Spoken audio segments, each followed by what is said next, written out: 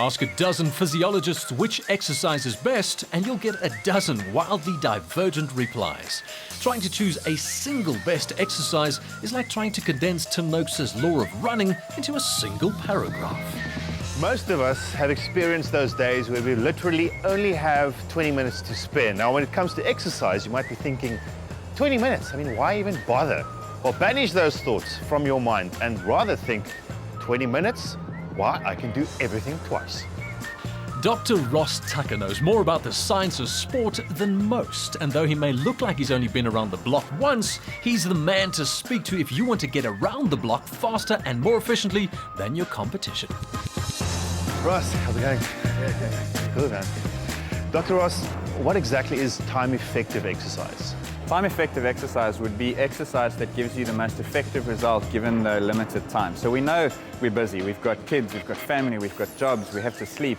And so maybe in the course of a day, you can only squeeze in 30 minutes of exercise. The question is, what do you do in order to get the best results? How do you train smartest in order to get 30 minutes to deliver the same result that maybe 2 hours would? Does extreme training make for extreme results? It can, but the problem is it also makes for sometimes extreme injuries and extreme overtraining. On one end, you've got lots of volume but low intensity, and on the other, you've got short time, 30 minutes, but I'm going to train super hard for a super result.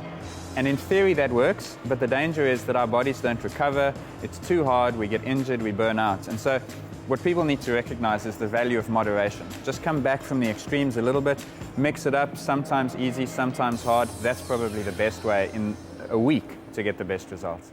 We all know that exercise is good for us. What we don't realize is that the majority of health-related benefits from exercise happen in the first 30 minutes.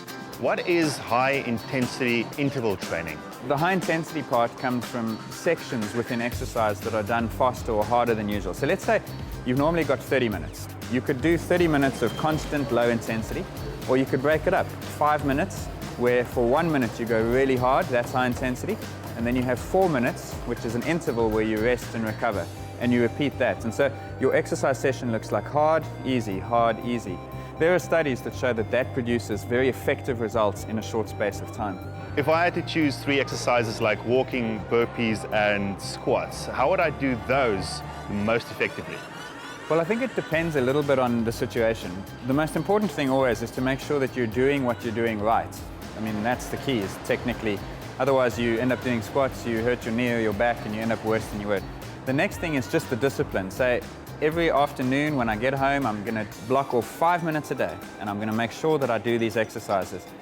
And then keep records. Just keep yourself accountable, whether it's to yourself or someone else. That really makes a big difference. So in summary, what would you say are the key points to remember when doing time-efficient training?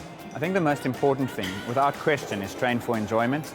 Because as much as we can tell you the theory says this and the books say that and the research, what we need is for people to actually do it. And if you don't enjoy it, it's pointless. Secondly, don't think of exercise as an all or nothing. Just because you can't get 30 minutes in because of life's pressures doesn't mean you can't exercise. For example, there's evidence now that the more time we spend sitting, the less healthy we are. So why not, for example, have a meeting where no one sits, and for the 15 minutes of a meeting you stand? Take the stairs instead of the lift.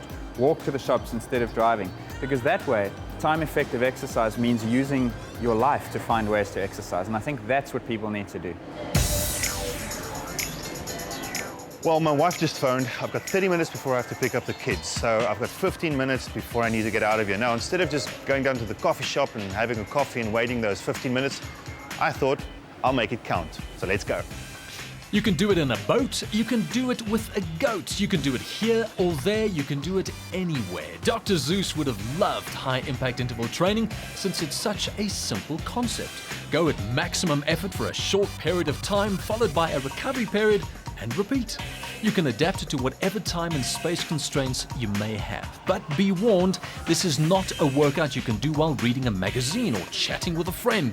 Because it's so short, you will be working hard the whole time. Time well spent, so you don't feel guilty about chit-chatting later. Just remember to put your phone back on. Well, I made it with a few minutes to spare. So if you're interested in interval training, remember, take it slow. Start with something like walking. It's something you can do anytime, anywhere, even if you've just got 10 minutes to spare.